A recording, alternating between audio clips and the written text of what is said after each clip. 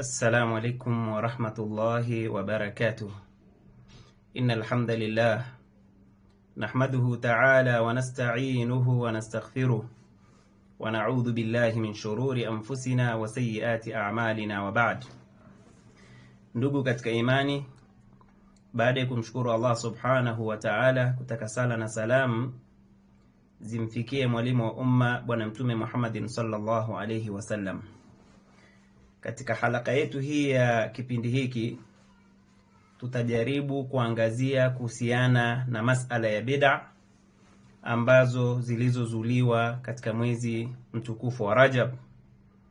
Lakini pia tutambue tu ya kwamba mwezi wa Rajab, ndugu zangu katika imani, ni moja katika ile miezi minne ambayo Allah subhanahu wa ta'ala kaitukuza, kiasi ambacho ibada ambayo itakayekuwa ni yenye kufanyika ndani ya mwezi huu ama katika miezi minne ambayo ni mitukufu, basi ibada hiyo ujira wake unakuwa ni mkubwa zaidi, kama alivyoahidi Allah subhanahu wa ta'ala, lakini pia kama vile alivyofundisha Bwana Mtume Muhammadin sallallahu alayhi wasallam. Sasa mwezi huu wa Rajab ni moja katika ile miezi minne ambayo Allah subhanahu wa ta'ala kaitukuza, na mimi na wewe inapaswa kuijua miezi hiyo, lakini sio kuijua tu, bali pia kujua ubora wa amali ambazo zenye kufanyika ndani ya miezi hiyo minne. Lakini pia amali ambayo ni mbaya, kwa maana ya kwamba maasi yatakayofanyika ndani ya miezi minne, basi kadhalika dhambi zake zinakuwa ni kubwa sana mbele ya Allah subhanahu wa ta'ala. Baada ya utangulizi huu, nitaanza moja kwa moja na aya inayopatikana katika surati An-Nur, aya 54, anaposema Allah subhanahu wa ta'ala, wa in tuti'uhu tahtadu wa ma 'ala ar-rasuli illa al-balaghul mubin. Maana yake ni kwamba, na ikiwa nyinyi Waislamu mtakuwa ni wenye kumtii Bwana Mtume Muhammadin sallallahu alayhi wasallam, basi mtakuwa ni wenye kuongoka. Maana yake ni kwamba ukidumu katika toa ambayo ameifanya Mtume sallallahu alayhi wasallam, ukadumu na ile ambayo amewekea sheria Allah subhanahu wa ta'ala, Mtume sallallahu alayhi wasallam naye akayefundisha, basi tambua ya kwamba hapo utakuwa ni mwenye kuongoka. Maana yake ama kinyume chake ni kwamba usilete ibada ambayo itakuwa kinyume na ile ambayo amefundisha Bwana Mtume Muhammadin sallallahu alayhi wasallam, utakuwa ni mwenye kuangamia. Ndiyo Allah subhanahu wa ta'ala akasema, wa in tuti'uhu, ikiwa nyinyi mtakuwa ni wenye kumtii Bwana Mtume Muhammadin sallallahu alayhi wasallam, tahtadu, mtakuwa ni wenye kuongoka, wa ma 'ala ar-rasuli illa al-balaghul mubin, na hakika hakuwa Bwana Mtume Muhammadin sallallahu alayhi wasallam isipokuwa yeye ni mfikishaji wa waziwazi, kwa maana ya kwamba kafikisha kwa uwazi yale ambayo ametumilizwa na Allah subhanahu wa ta'ala, kabainisha Bwana Mtume Muhammadin sallallahu alayhi wasallam. Fatariquhu huwa siratul mustaqim, hivyo basi njia yake, njia ya Bwana Mtume Muhammadin sallallahu alayhi wasallam ndiyo njia iliyonyooka. Wasabiluhu, na ile njia ya Mtume sallallahu alayhi wasallam ama mwenendo wa Bwana Mtume Muhammadin sallallahu alayhi wasallam huwa nahjul qawim, huo ndio mfumo wa sawa ambao mimi na wewe tunatakiwa tufuate katika kumtii Allah subhanahu wa ta'ala. Kinyume na hapo tutakuwa ni wenye kuangamia. Ama tukifanya mambo ambayo yatakuwa kinyume na dini ya Allah subhanahu wa ta'ala, tutambue ya kwamba tutakuwa sisi ni wenye kuangamia. Matendo yetu yatakuwa ni yenye kuruka patupo, kwa sababu miongoni mwa masharti ya kukubalika amali, kama tutakavyoona hivi punde, mmoja katika masharti hayo ni kwamba amali unayoifanya lazima ifuatane ama iambatane na vile alivyofundisha Bwana Mtume Muhammadin sallallahu alayhi wasallam. Yaqulu Allah subhana, anasema Allah subhana katika surat al-An'am aya ya 153, anasema, wa anna hadha sirati mustaqima fattabi'uhu wa la tattabi'us subula fatafarraqa bikum an sabili dhalikum wasaakum bihi la'allakum tattaqun. Allah subhanahu wa ta'ala anasema, wa anna hadha sirati mustaqima, na hakika hii ndiyo njia yangu iliyonyooka. Fattabi'uhu, basi ifuateni njia hiyo. Wala tattabi'u subula, na wala msije mkafuata vijijia vya pembeni pembeni. Fatafarraqa bikum an sabili, vitakufarakanisha nyinyi na ile njia ya sawa ya Allah subhanahu wa ta'ala. Dhalikum wasaakum bihi, hilo kwenu nyinyi ndilo analokuhusieni Allah subhanahu wa ta'ala, la'allakum tattaqun. Kwa kufanya hivyo basi mtakuwa ni wenye kumcha Allah subhanahu wa ta'ala. Wattiba'uhu sallallahu alayhi wasallam, na kumfuata basi mtume Muhammadin sallallahu alayhi wasallam, huwa shartu thani min shartai qabuli al-amal as-salih, ni sharti la pili miongoni mwa masharti ya kukubalika amali njema mbele ya Allah subhanahu wa ta'ala. Sharti la kwanza kama tunavyofahamu kwamba ni ikhlas.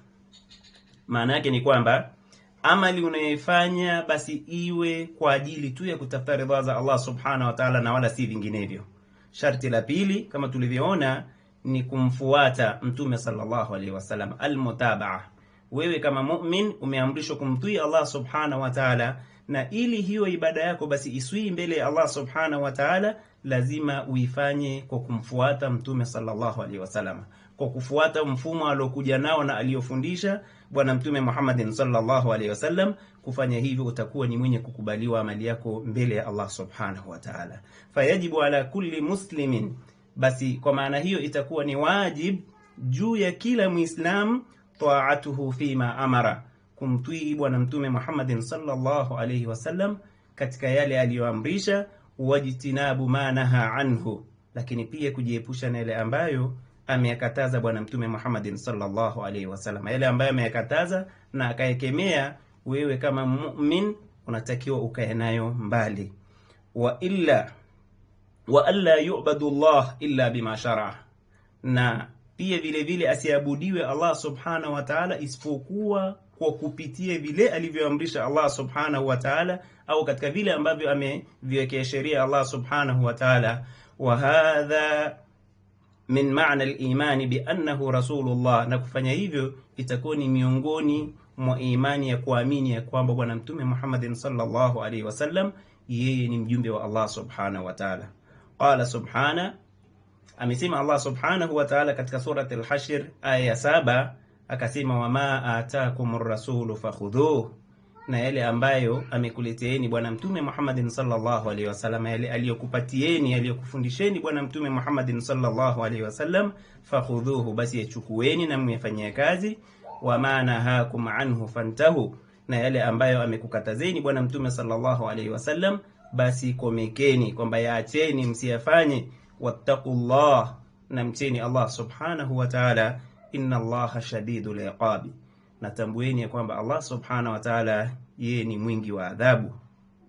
Ndugu katika imani, wa kama amarana bittiba'ihi sallallahu alayhi wasallam, na kama vile ilivyo wazi kwamba kama vile alivyotufundisha Allah subhanahu wa ta'ala na kutuamrisha juu ya kumfuata mtume sallallahu alayhi wasallam, amarana bi'adami at-ta'abbud bima laysa min hadi, lakini pia akatuamrisha Allah subhanahu wa ta'ala kwamba tusimwabudu yeye isipokuwa, au tusimwabudu Allah subhanahu wa ta'ala bima laysa min hadi, katika mambo ambayo si katika mwongozo wake Allah subhanahu wa ta'ala. Yani tusifanye ibada kinyume na vile alivyoamrisha Allah subhanahu wa ta'ala, na wala si katika mwenendo wa bwana mtume Muhammadin sallallahu alaihi wasallam. Na kufanya hivyo itakuwa ni kuzua katika dini, wa kullu bid'atin dalala, na ikiwa basi itakuwa ni uzushi, tutambue kwamba kila uzushi utakaokuwa katika dini utakuwa ni upotevu. Wa kullu dalalatin finnar, na kila upotevu makazi yake si kwingine bali ni katika moto wa jahannam, wal iyad billah. Qala Rasulullah sallallahu alayhi wasallam, amesema bwana mtume Muhammadin sallallahu alayhi wasallam, fa alaykum bisunnati, shikamaneni na mwenendo wangu, shikamaneni na sunna zangu, shikamaneni na njia yangu niliyokuja nayo, wa sunnatil khulafa al-mahdiyyin ar-rashidin, na shikamaneni na mwongozo ama na njia ama na mwenendo ama na sunna za makhalifa waongofu, makhalifa bwana mtume Muhammadin sallallahu alaihi wasallam.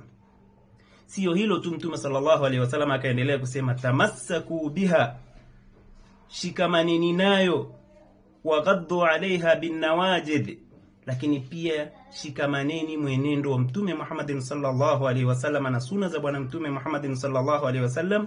Kadhalika mwenendo wa makhalifa, anasema mtume sallallahu alaihi wasallam, shikamaneni na sunna hizo kwa meno ya magego.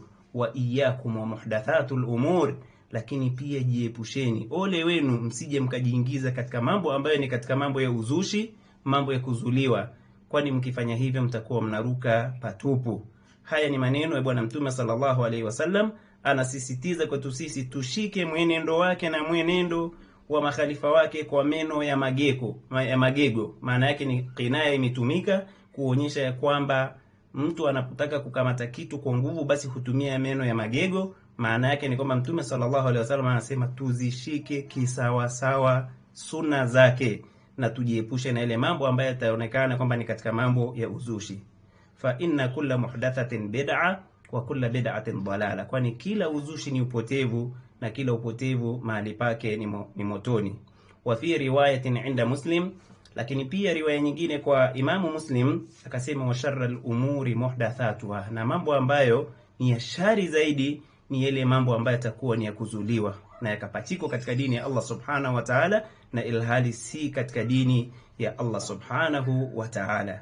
Wa kullu muhdathatin bid'a wa kullu bid'atin dalala wa kullu dalalatin fi an-nar. Bid'a ni upotevu na upotevu makazi pake si kwingine bali ni motoni.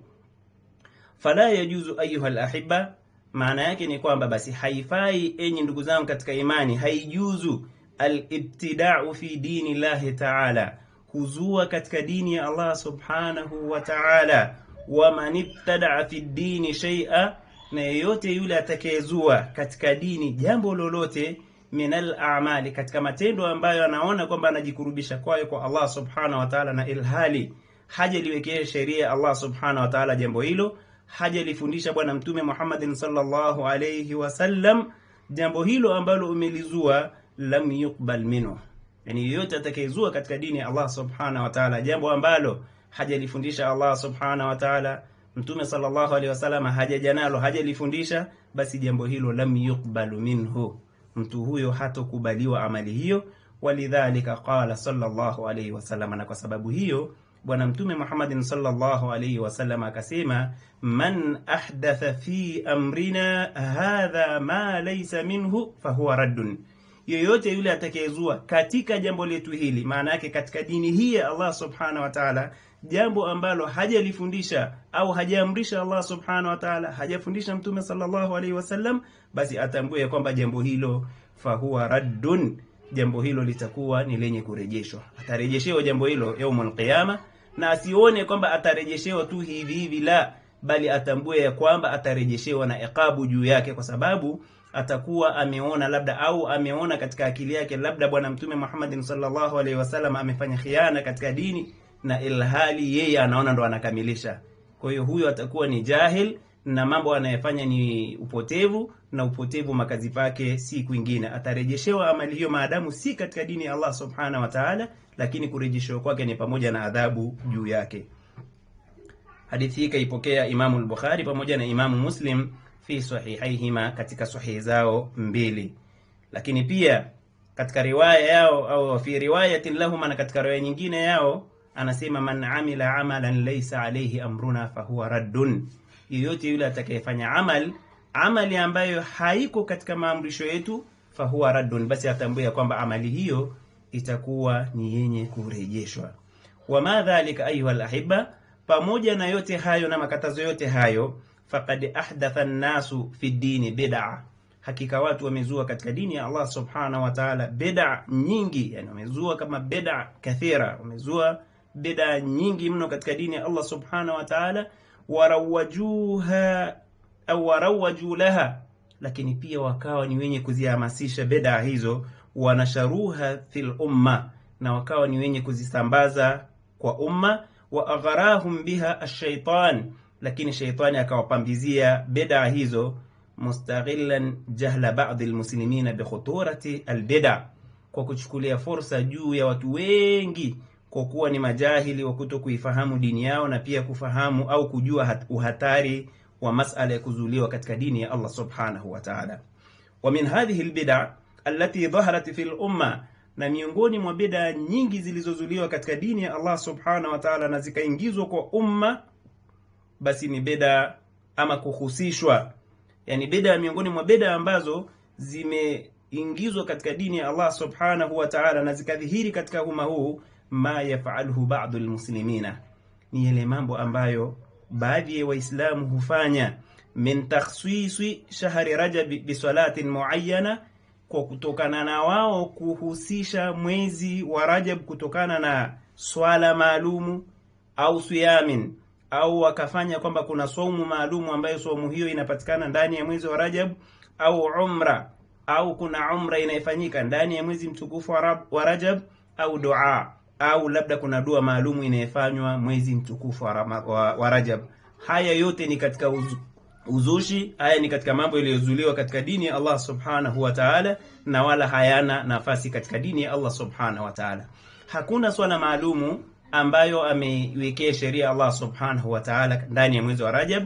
Kadhalika hakuna umra au dua maalumu ambayo labda kaifundisha bwana mtume Muhammad sallallahu alaihi wasallam ndani ya mwezi wa Rajab.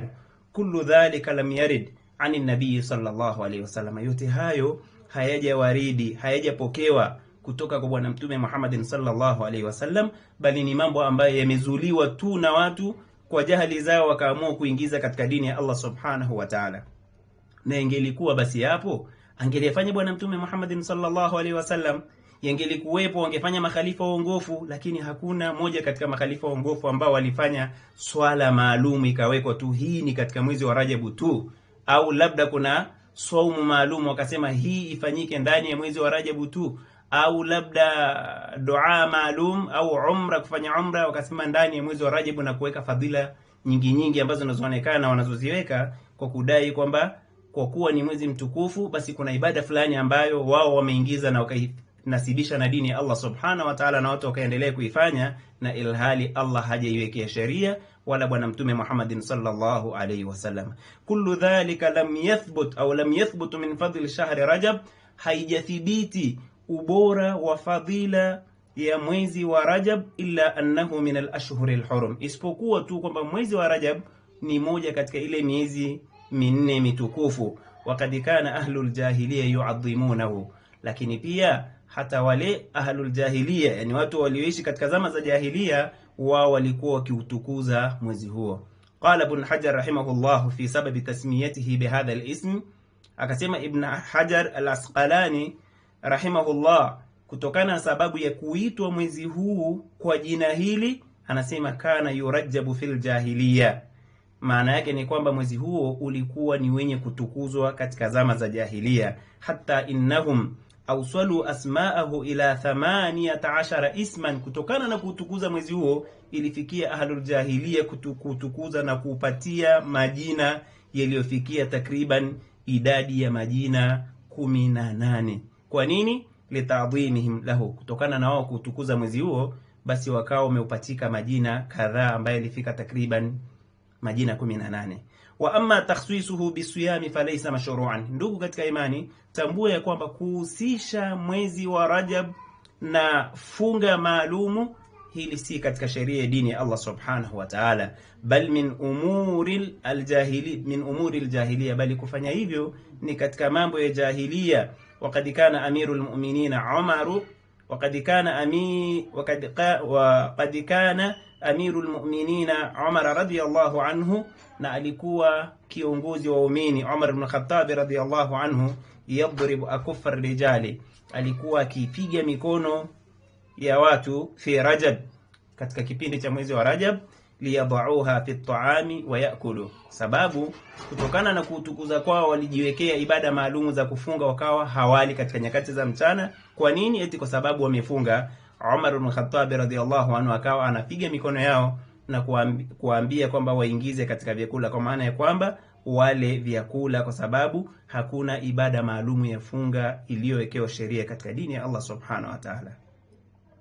Qala Shaykhul Islam rahimahullah, akasema Shaykhul Islam Allah amrahamu, wa amma sawmu Rajab bikhususihi, ama funga ya mwezi wa Rajab kwa ukhususi wake, kwa umakhsusi wake, fa ahadithuhu kulluhu dha'ifa, hadithi zake zote zilizokuja za kuhamasisha watu kufunga mwezi wa Rajab, hadithi hizo zote Shaykhul Islam rahimahullah anasema, Shaykhul Islam anasema kwamba hadithi zote zilizokuja katika kuonyesha eti ubora na fadhila za mtu kufunga katika mwezi wa Rajab, anasema hadithi hizo zote ni dhaif, bal mawdhu'a, bali si dhaifu tu, bali ni hadithi ambazo za kutungwa, ni hadithi za viwandani zilizotengenezwa. La ya'tamidu ahlul ilmi ala shay'in minha, ahlul ilm hawaegemei juu ya chochote katika hadithi hizo. Anasema ni hadithi ambazo ni dhaifa, bali ni hadithi ambazo zilizotengenezwa na watu kwa maslahi wanayojua wao wenyewe. Walaysat min ad-dha'if alladhi yurwa fil fadail, na wala pia basi hata hadithi hizo si katika zile ambazo ni dhaifu ambazo zinapokelewa katika fadail al-a'mal, la, bali zenyewe ni za kutunga kabisa, za kutupilia jalalani.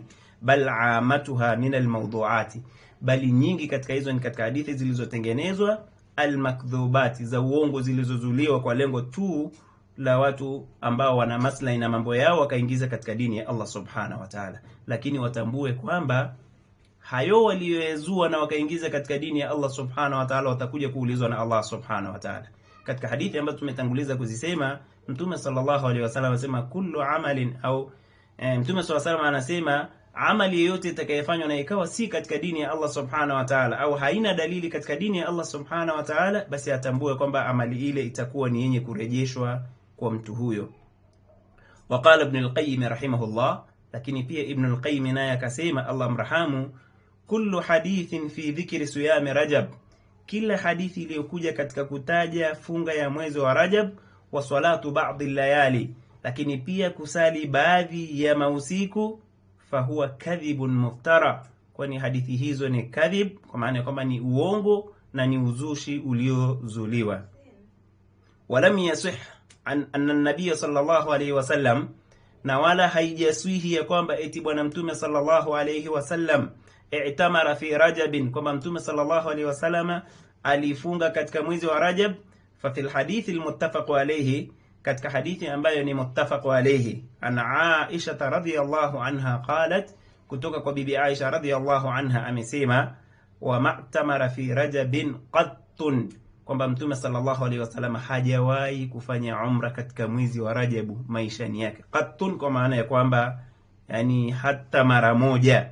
Falaysa min as-sunna, na wala si katika sunna, ta'ammudu takhsus al-umra fi Rajabin, mtu kukusudia kwamba kufanya umra yake yani kwa maksudi, kwamba kwa lengo la umakhsusi wake wa mwezi wa Rajab. Amma man lam yaqsud takhsisu Rajab, ama yule ambaye hatokuwa amekusudia kufanya umra ndani ya mwezi wa Rajab, wa inna ma tayassarat lahu fi, bali tu kwamba katika kipindi cha Rajab ndio muda ambao ameona kwamba amepata wepesi wake, fala haraja alayhi ay ya'tamira fihi, basi hakuna ubaya yeye kufanya umra ndani ya mwezi wa Rajab. Wa kadhalika man sama fil ithnain wal khamis, man sama fihi al ithnain wal khamis, lakini pia yule atakayefunga Alhamisi pamoja na atakayefunga katika siku ya Jumatatu na Alhamisi, au al-ayyam al-bid, au akaamua kufunga ile masiku meupe, li fadli hadhihi al-ayyam, kwa ubora tu wa masiku hayo, fala haraja alayhi, basi hakuna ubaya juu yake, li'annahu lam yaqsud takhsisu shahri Rajab, kwa sababu huyu atakuwa hajakusudia kufunga mwezi wa Rajab kama Rajab. Wa min al-adiyati al-mashhura fi Rajab, lakini pia miongoni mwa dua ambazo ni mashuhuri na zinazojiri katika midomo ya watu katika mwezi wa Rajab, allati lam tasih anin nabii sallallahu alayhi wasallam, dua ambazo hazijaswihi kutoka kwa bwana mtume Muhammad sallallahu alayhi wasallam, ni yale maneno yanayosemwa, Allahumma barik lana fi Rajab wa Sha'ban wa ballighna Ramadan. Hii ni dua ambayo wengi huisema au hutamka kwa kusema Allahumma barik lana fi Rajab, ewe Allah tubarikie sisi katika mwezi wa Rajab pamoja na Shaaban, wa ballighna Ramadan, lakini pia tufikishe katika Ramadan.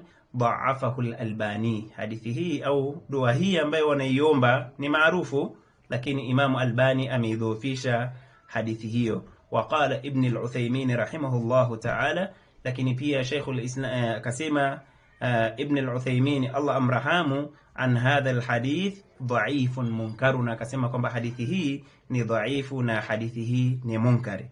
Wa min al-bid'i au aidan, na miongoni pia mwa bid'a ambazo allati uhdithat fi hadha ash-shahri, ambazo zimezuliwa ndani ya mwezi huu, bid'atul ihtifali bi dhikr al-Isra wal Miraj, ni bid'a ambayo iliyotengenezwa ama iliyozuliwa kusherehekea kwa kumbukumbu ya Isra na Miraji fi lailati 27 katika ule usiku wa 27 min Rajab, katika mwezi wa Rajab, wa takhsisu tilka al-laila bi ba'd al-ibadat, lakini pia kuhusisha usiku wa 27 wa mwezi wa Rajab kwa kufanya ibada mbalimbali. ma anna tarikha mu'jizatul Isra wal Miraj mukhtalafun fi, pamoja na kwamba tarehe ya muujiza wa Mtume sallallahu alaihi wasallam wa safari yake Isra na Miraj ni mukhtalafun fi, kwamba pana ikhtilafu ndani yake.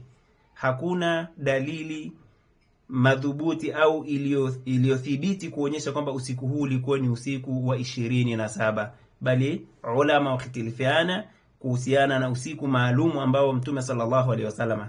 Safari ya Isra na Miraj ni safari inajulikana na ilifanyika kwa Mtume sallallahu alaihi wasallam, lakini kuhusisha na siku ya 27 ya mwezi wa Rajab hakuna dalili sahihi au nasu ambaye ni sahihi iliyothibiti kuonyesha kwamba safari hii ilikuwa ni katika usiku wa 27 wa mwezi wa Rajab.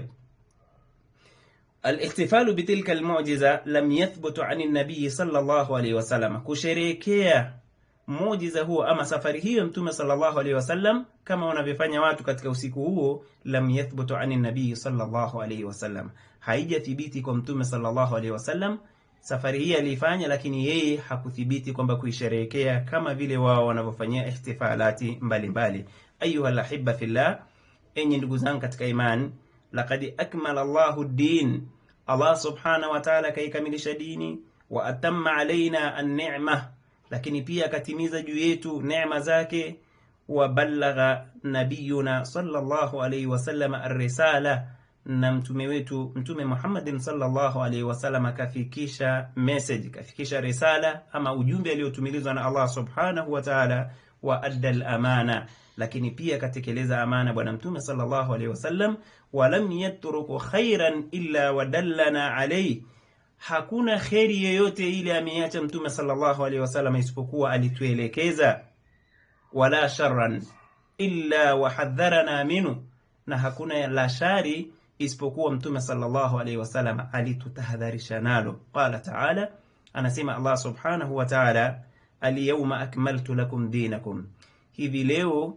nimeikamilisha juu yenu dini yangu, wa atmamtu alaykum ni'mati, lakini pia nimetimiza juu yenu neema zangu, wa raditu lakum al-islam dina, na nimeridhia kwenu nyinyi dini ya Uislamu kuwa ndio dini ambayo anairidhia Allah subhanahu wa ta'ala. Walidhalika qala al-Imam Malik rahimahullah, na kwa sababu hiyo Imam Malik Allah amrahamu akasema, man ahdatha min hadhihi al-umma shay'an lam yakun alayhi salafuna, yoyote yule atakayezua katika dini hii au yoyote yule atakayezua kwa umma huu jambo ambalo lam yakun alayhi salafuna, ambalo wema wetu waliotangulia hawakuwa na jambo hilo, faqad za'ama anna Rasulullah sallallahu alayhi wasallama khana ar-risala, mtu huyo atakuwa amedai kwamba bwana Mtume Muhammadin sallallahu alayhi wasallam amefanya khiana katika kufikisha ujumbe wa Allah subhanahu wa ta'ala, na ni muhali kwa Mtume sallallahu alayhi wasallam etikuwa yeye hajafikisha, bali Mtume sallallahu alayhi wasallam kafikisha risala kama vile alivyotumilizwa na Allah subhanahu wa ta'ala.